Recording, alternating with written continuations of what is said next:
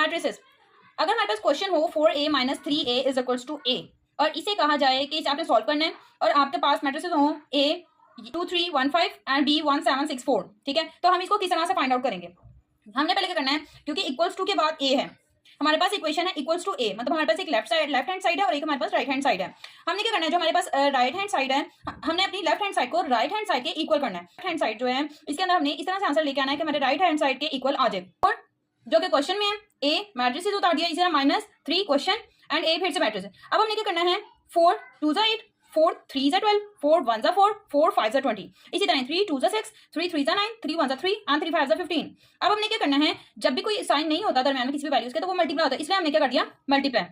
अब हमने क्या करना है, 8 को 6 से माइनस करना है, 12 को 9 से, 4 को 3 से, 20 को 15 से माइनस कर लिया। माइनस करने के बाद जो हमारा आंसर आया है वो सेम आपका मैट्रिसेस a के इक्वल है। इसका मतलब कि हमारी इक्वेशन वैलिड है और वो लेफ्ट हैंड साइड और राइट हैंड